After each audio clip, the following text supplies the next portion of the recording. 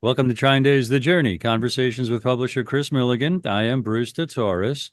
With us is Vince Palamara, long considered the leading civilian authority on the United States Secret Service.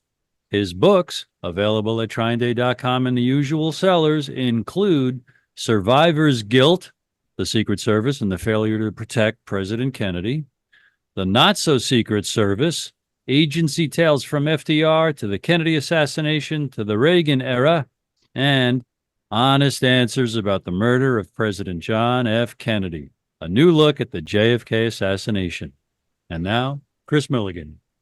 Bruce, thank you very much. I mean, it was quite strange because on Saturday I arranged to speak with Vince about his new book about the Chicago plot and the JFK assassination, and we we were scheduled to talk. It seems like about 4 o'clock my time, and Vince sent me an email and says, "Hey, can we move that? Something's happening."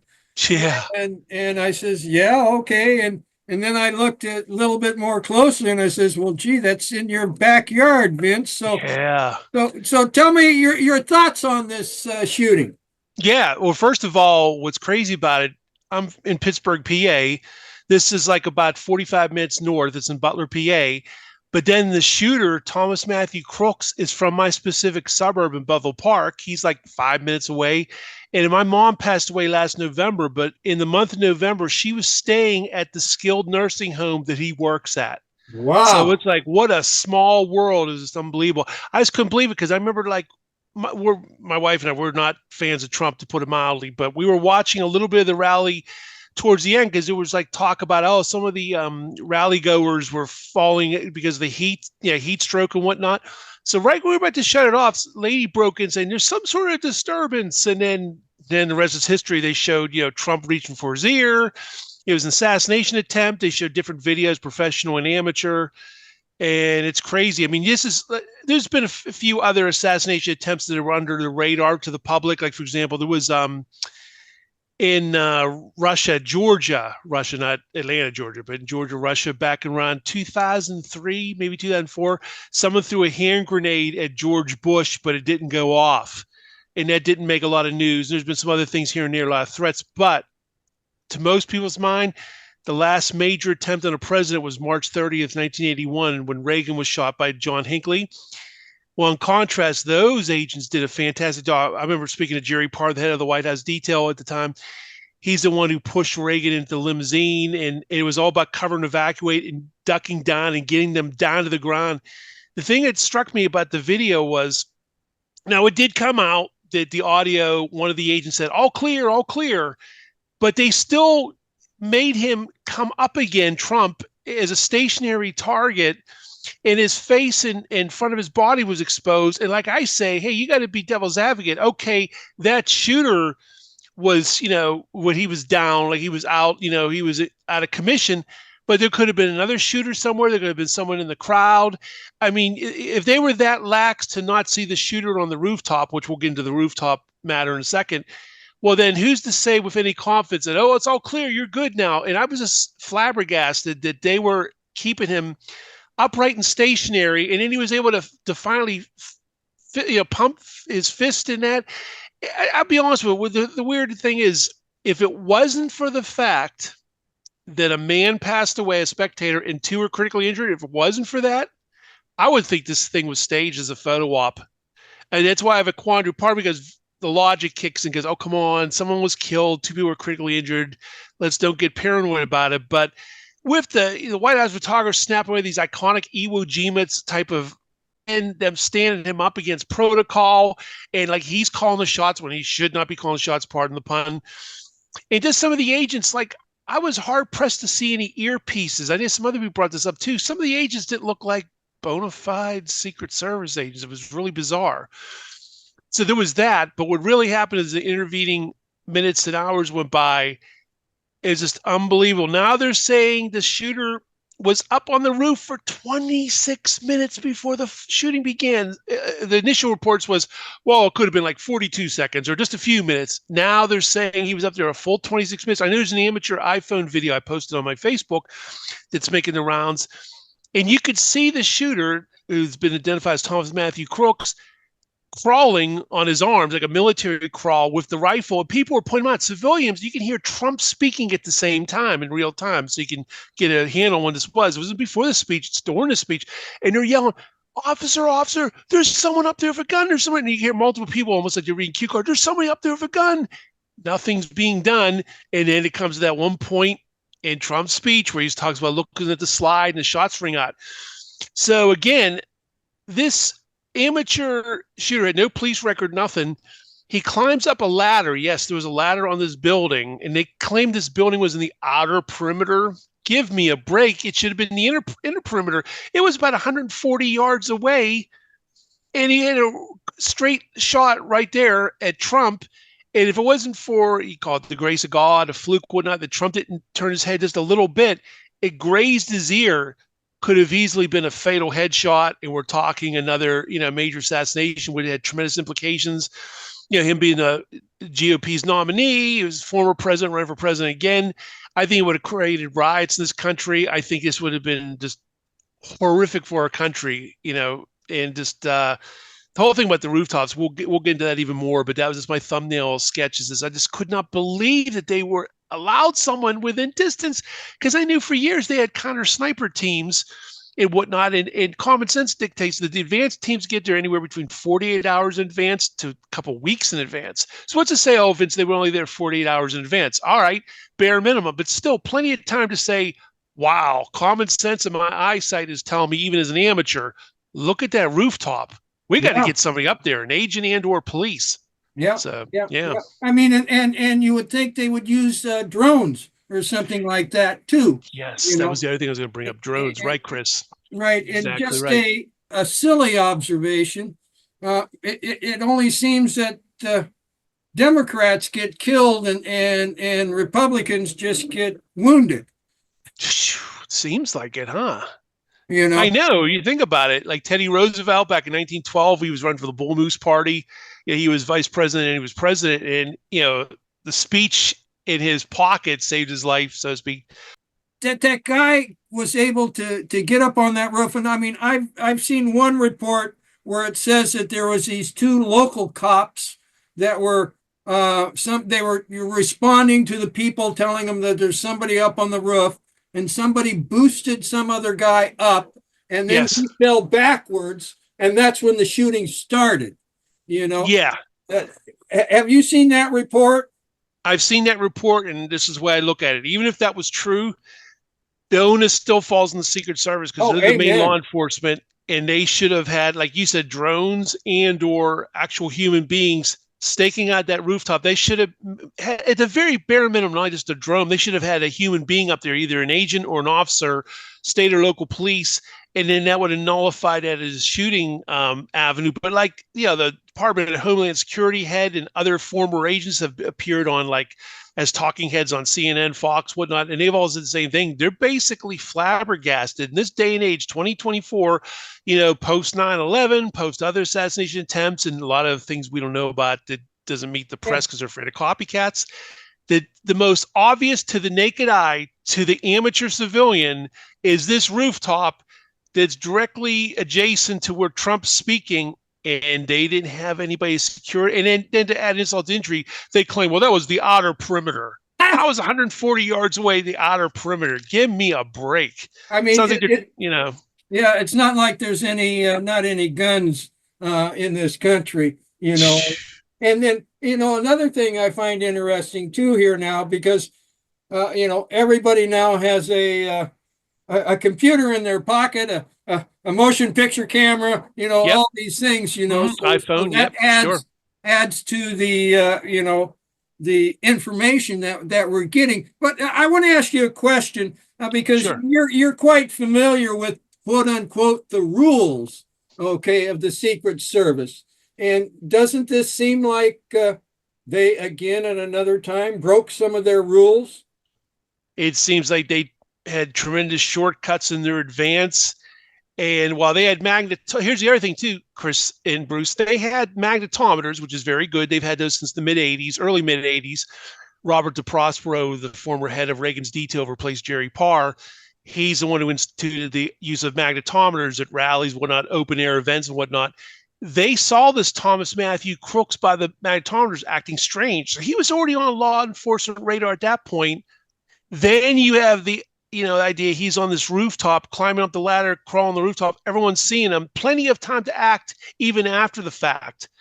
And yet, but the thing that really galls me is the fact, again, advance team goes there bare minimum 48 hours before, sometimes up to 2 weeks in advance, to scout potential assassins' points of view. They think like an assassin. What would I do? Would I be in this tree? Would I be in the forest? Would I be on a rooftop or this rooftop, whatnot? And they scope that all out. And they're augmented by state and local police. There's always supposedly a manpower problem with the Secret Service. All their numbers greatly improved in the last couple of decades. But the other thing that really is amazing too, I'm sure you guys have seen this before too. Probably the most high-profile examples of bulletproof glass being used is when Barack and Michelle Obama and the two kids came out in Chicago election night, November 2008, and they were in front of tremendous bulletproof glass when everyone's like going crazy and crying and waving and whatnot. And infamously, January 6, 2001, during the upcoming insurrection, Trump speaking before bulletproof glass in front of all those people outside again. Why, oh, why was a bulletproof glass there to make this whole thing moot anyway? So that's the other thing I don't understand. Why didn't they have the bulletproof glass? Why did they leave him so open to begin with? Because it's very common to have bulletproof glass up now. That's not like an outlier. So you have that too. So it's a combination of stationary target after the fact, the advanced work falling through horrifically. Again, these are common sense things. It's not like, oh, Vince, you're not a Secret Service and you don't know these things.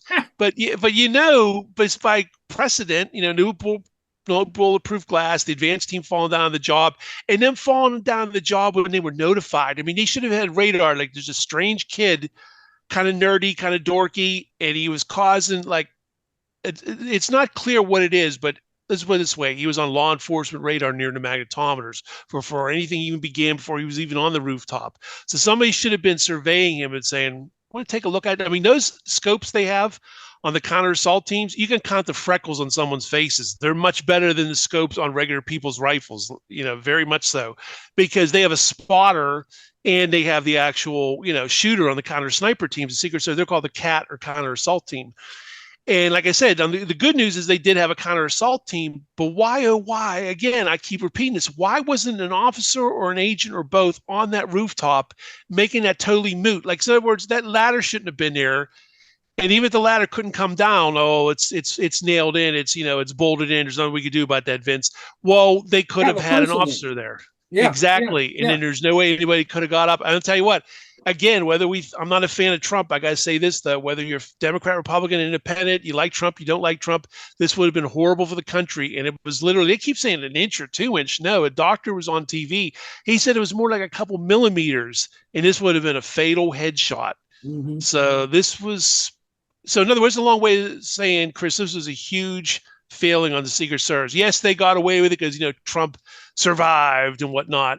But in all honesty, too, the Keystone Cops thing, like at the end, when they were shuffling Trump finally up to the vehicles, the black suburban, vehicles, whatnot, SUVs, the one female agent, very short, she didn't look the type, but more importantly, when she pulled her gun out, she had trouble taking it out of her holster. They look like five and dime agents. If it wasn't for the fact there's one agent who's identified who was with Trump during the New York trials, I would think this whole thing was like fake agents for photo. And no one could see the earpieces for the life of me in any of the photos, professional or otherwise. I can't see the telltale earpiece, which is bizarre in and of itself, too. So again, on the one side of the ledger, it makes you want to stop and think, was this staged? Hey, come on. Right before the Republican National Convention, boost his polls. He's a martyr. He always wanted to be a victim. And, the whole thing about the photo ops and he's going like this and USA, fight, fight, fight. But on the other side of the ledger, someone was killed. And I'm thinking to myself, well, that's a hell of a price to pay for something being staged that an innocent civilian in 2 hours are critically injured. But I do see why people do say it. It's prevalent online. I can't tell you how many times I've seen on all those social media forums, oh, this was staged. And so you got that going on, too. So you got kind of two things going on, yeah. So. Right. Well, and it was very interesting, too. One thing I noticed was as soon as the shooting happened, okay, I was, trying to find, okay, who is it, the shooter and different thing. And as soon as they, identified the shooter, all of a sudden there was a whole bunch of propaganda, saying he's Antifa, and he's Jewish, and all these other tropes too. And that Yes. makes you wonder, well, did somebody have that all set up just like, Lee Harvey Oswald. Lee Harvey Oswald? It's turned out now he's a registered Republican who voted in the 2020 midterms as a Republican. He gave $15 Right. to like a Biden connected Democratic fund, $15. That's like a drop in the bucket. But bottom line, he was a registered Republican because, the first reaction on the other side was, oh, you Democrats, you want to take out Trump, don't you? But like, he was a registered Republican who voted in the 2022 midterms. And the thing about him was like the three name things too. He can't just be Tom Crooks or Thomas Crooks. It's Thomas Matthew Crooks. It's always the three name thing. And again, like they had this propaganda, lying here and waiting. And like on the one hand, he was supposedly bullied in school, but there's other people who are countering that. Now, this reminds you of Lee Harvey Oswald. This one, Thomas Matthew Crooks failed his rifle test in high school. He couldn't even pass being on the rifle team for his high school, and he said he was a bad shot. What does that remind you of? Yet he creates a miracle shot. He gets Trump's ear from 140 yards away, and the amateur 20-year-old kid who's not far removed, a couple years removed from high school, he did that. I mean, that's almost like a counter assault move to have done what he did. So that's pretty amazing too. Right. Yeah.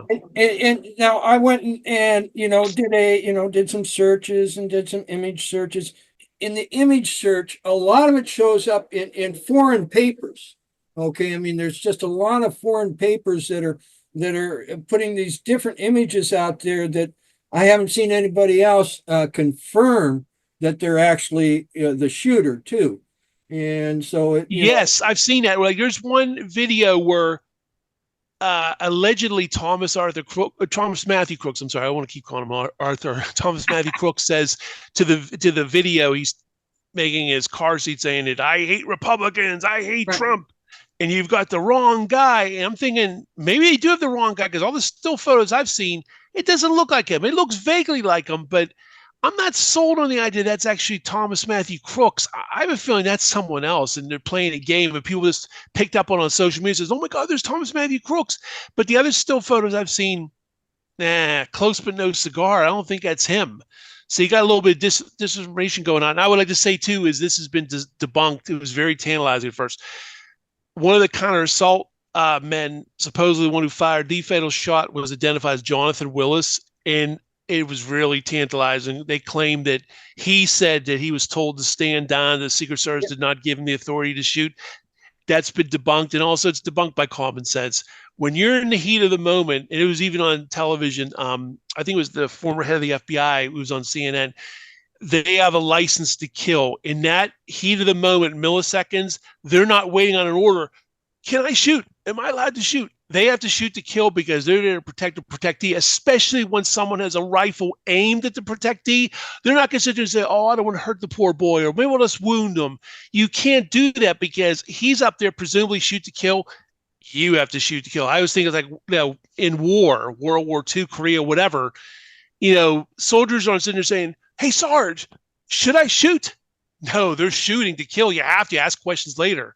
Right. So that was debunked. I'm glad I didn't run with that because I don't know if it's Snopes or whatnot came out and said, there's no truth to this Jonathan Will. It was very tantalizing to think, oh, he was waiting. But right away, I said, that doesn't make sense. Why would a counter assault team wait critical seconds? It would be minutes if you guys, hey, sir, am I allowed to shoot? By that time, Trump's dead. Right. You can't do that. They have to have their own initiative to do that, to be able to say on your own volition. I know it's probably sad if you have to do that, but let me give you another example. Like this might be a weird analogy. 2004, Daryl Dimebag from Pantera, he had a solo band. He was killed on stage. Well, when the officer finally got there, he wasn't asking questions. He went up there and blew the assassin away. He didn't think about, this poor young man.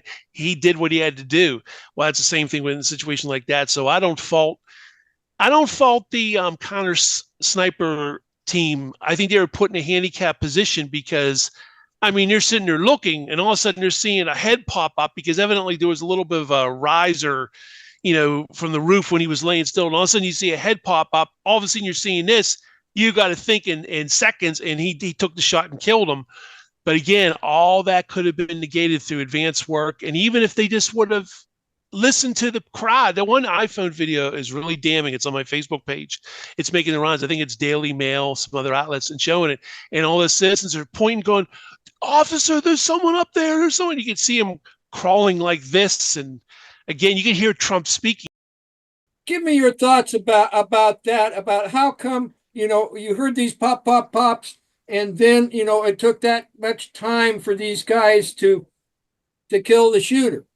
I put it this way. I put some fault on that, but believe it or not, I actually think that part's minor. I mean, is my opinion. I'd give them like a B as far as their reaction. Could it have been a little bit faster? Maybe, but again, you got to think of the counter sniper guys. The counter sniper guys are thinking, probably presuming the outer perimeter secure with some local police officer or whatnot. So to see that head pop up, might have thought, okay, is that an officer? Then he could see through his, it's not. Because that's when he looks up and he looks back down and takes a shot. I think he looked up because it just totally caught him by surprise, not through ineptitude. Probably naturally assumed, oh, that's the outer perimeter. If anything, those buildings are all good as gold. They're, the state and local police have got that taken care of. So that little bit of hesitation, we could argue one way or another. That again, it's mainly the advanced work, and the other thing too is ironic is even if people out there believe the official history that Oswald or whoever was in the 6th floor window, okay, he fired from a building, upper story.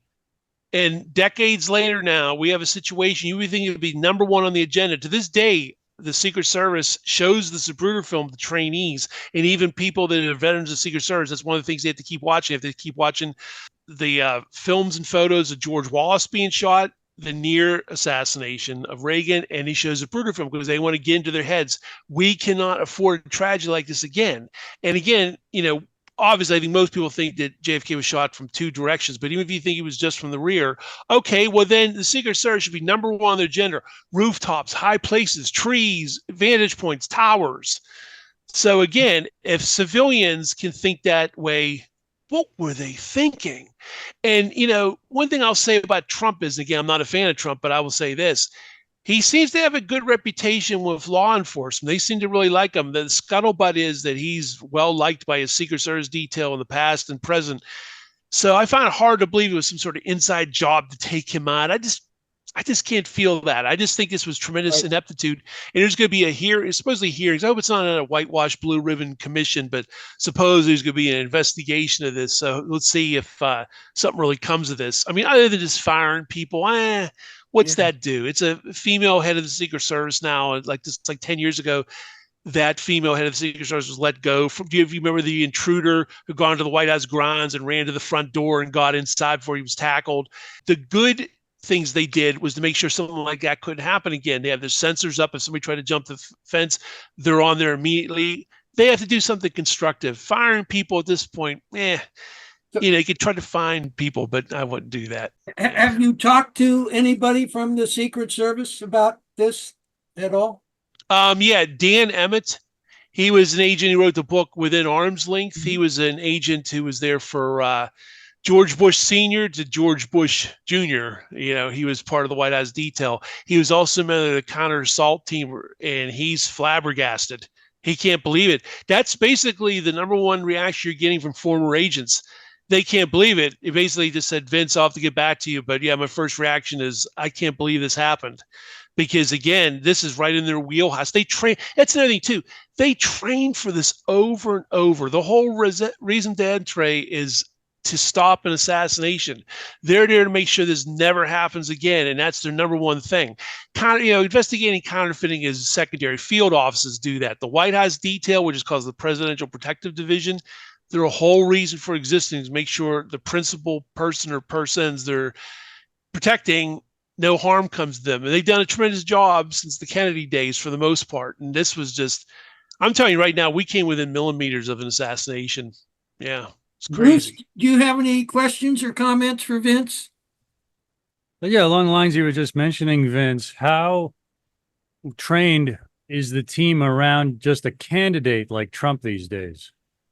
They're very good now. I know there's sometimes people think it's like a budget thing, but the thing is with former President Trump and maybe future President Trump is he's the GOP nominee. It's not like some congressman, obscure congressman is running for office with no chance. And we'll just give him a small detail because his threat levels are small. This was a guy who used to be the president, so he has a Secret Service detail for life. Then you factor in that he's the GOP nominee. Then you factor in threat levels that I'm sure he gets lots of threats like Biden. You put that all together. His Secret Service detail, I would say, is on par with President Biden's. There's no slacking there. They're very good. It's not like, again, it's not like something for just some obscure congressman who joined and it's like, he has a snowball's chance. And within a month, he's gone, So it makes what happened even more weird to your eye and mine. Once they got him to his feet, it should have been a bum's rush to the car. Exactly. Not. And then Trump actually said, wait, can I get my shoes? Can I get my shoes? They should have said no and just grabbed. I mean, Dick Cheney, 9/11, they grabbed him and his feet never touched the ground. I mean, that's what you're supposed to do. It is somebody who was firing AR-15 shots. Yeah. At this stage of the game, the three of us are big ears and big eyes. Every new report. Here's the question. Who asks this question? The fellow from Freedom Now Foundation, Jacob Hornberger, he says there's no innocent answer to what they did to JFK's autopsy. There's no innocent answer about that tomfoolery. I don't see an innocent answer to how the Secret Service team on the stage let him triple pump for fight, and then at the top of the stairs pose, because Trump saw the cameras. You can see it. It's him. He wanted to stop for those cameras. There's no innocent answer for that, except it's just gross incompetence. Right, exactly, Bruce. And another thing too is like I keep telling people, yes, there's that voice that says all clear, but that's all clear for the shooter they took down. What about another shooter? You could never assume. Let's put it this way: this would be tantamount to March 30th, 1981. Hey, looks like John Hinckley is apprehended. Okay, Mr. Reagan, sir, you could just walk into the limousine now. We're all good. What did they do? They covered, evacuate, got him down and threw him in and rushed out of there. That's what you're supposed to do, not like President Reagan going, hey, everybody, how you doing? God bless America. You don't do that. You don't leave them exposed, because, it could have been someone else out there, somewhere else, another vantage point, and they didn't know if it was a conspiracy. And believe it or not, they are saying they still have not confirmed it's a conspiracy. They're leaning towards him acting alone, but it's not on the dotted line even yet. And those precious seconds after, there's no way in the world they could have been sure there wasn't another shooter. No. It wasn't a conspiracy. So you're right, Bruce. No. Yeah. And for what it seems obvious to us as humans, and you're not a layperson, you've written many more books than I got into the intro. So for your observations, that's why Kris is interviewing you. I have a lot of weight in terms of the evaluation. Thank you very much. Thanks, Bruce. And another thing I want to say too, I always take great pains to say this. I'm a big admirer of the Secret Service. Thousands of men and women through the years, they've done a tremendous job so many times. I know in these high-profile instances, they're put up to a microscope, but then there's other times they were terrific. They were terrific November 1st, 1950, when two assassins tried to kill Truman. They were terrific, the Reagan assassination, March 30th, 1981. A whole bunch of other incidents we don't know because they're afraid of copycats. As much as they can, certain thing, obviously a rally, there's nothing you could do about that. They try to keep things low key. They've done a tremendous job. It's not rubbing a rabbit's foot. There's a reason why presidents and candidates have lived all these years since the tragic 60s and whatnot. So basically that's what it boils down to, that they've learned from their mistakes. Right. And a situation like that, again, I just can't believe they skimped. I don't know. Again, I guess the $64 million question is, was this incompetence? Or was it something worse? I mean, it definitely is grist for the mill for people that think there was something sinister to this. Oh, and also we haven't even said it yet. I don't believe that QAnon stuff at all. But Vincent Fusco, the fake JFK Jr., was standing right behind Trump. I don't know if you guys saw that. He was actually there. But what was that about? That's strange in and of itself. I think he just enjoys the stir that he stirred up then and can stir up now, blah, blah, blah, right? Yeah, it was weird, very strange. But I think the thing that's having the most resonance with people, because there's some people trying to counter about him being stationary now, but the thing that nobody is disputing is why the hell was that rooftop left open? And why was a 20-year-old amateur got within a hair of killing Trump? He killed someone else and injured two other people pretty badly. I mean, again, just imagine what the country would be like now if Trump were preparing for a state funeral or whatnot, and the feeling in America. I really think this, honestly, if God forbid something wanted to happen to Trump or Biden for that matter, I think you'd see pockets of riot in this country. I think you'd see, like, the California riots in 1992 with the Rodney King. I think you'd see that all over the country over this. You really would. You'd get people convinced the Democrats did this. The Democrats did this. It's the deep state. You'd get so much. Oh, it would have been horrific. So, yeah. I'll throw a couple other things. I saw Lisa Peace, author of Lie Too Big to Fail. She posted her curiosity if there were two shooters, and she lined up some pictures and made that claim. And I think it was her, but definitely someone I respect kind of in these circles, said Fletcher Prouty asserted that Reagan's limousine took the long, slow way to the hospital while he was in the limo after he got shot. And the claim was, and they didn't tell the doctors that he was shot in the lung. I know that Reagan walked in. Yeah, and then he collapsed. And as soon as he got inside, that he collapsed. So lots to hunt down. Do you know any of those things, Vince? Do you have any thoughts about either of that stuff? Yeah, they were going to head right back to the White House until President Reagan turned to Jerry Parr, the head of the White House details, is, well, I think he landed on my ribs. I'm really hurting, until he coughed up bright, frothy blood and said, we're not going to the White House. We're going to George Washington Hospital. So it was really just that fluke. Otherwise, we wouldn't have been to the White House. And if he would have got to the White House, he would have died. Well, that could explain very innocently why they didn't go straight to the hospital, because they didn't think they had to. No, they didn't think he had to at first. They were going back to the White House. And he coughed up frothy blood, and that's when Jerry Parr said, I knew in my training that blood was unusual looking. It seems like blood got into his lungs, and we have to go. And so we took a few steps, and then he collapsed. And it turns out that bullet ricocheted off the bulletproof glass of the door, and it was within inches of his heart. So at first, everyone was like, Reagan got away. He's okay. He didn't get hurt. Actually, we were closer to losing a president that day than we thought. Closer than Saturday with Trump, because it was so close. I also saw tonight that the Biden administration has okayed Secret Service protection for Bobby Jr. now.